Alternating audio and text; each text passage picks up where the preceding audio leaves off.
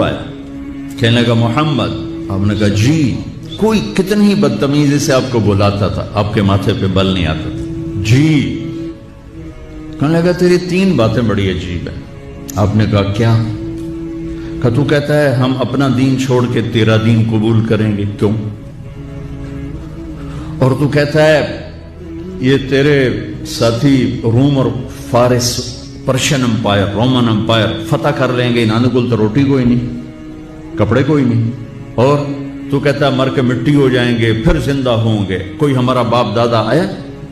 کوئی آیا آج تک ان میں سے؟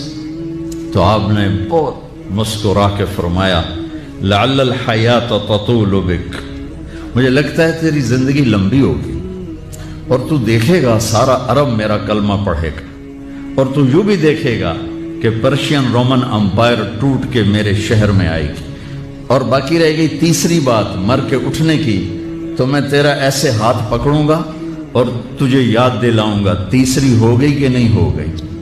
وہ کہنے لگا میں نہیں مانتا، تو وہ واپس چلا گیا۔ حضرت عمر جب مکہ فتح ہوا تو سارے عرب کلمہ پڑھ گئے، کہنے لگا بھی ایک تو ہو گئی۔ جب حضرت عمر کا دور خلافت آیا تو پرشین امپائر بھی ٹوٹ گئی اور رومن بھی دونوں فتح ہو گئی، تو کہنے لگا بلی 2 ہو گئی یعنی 3 بھی ہو جاوے گی، چل پڑھ کلمہ۔ تو کلمہ پڑھ کے نا مسلمان ہو کے مدینے شفٹ ہو گیا۔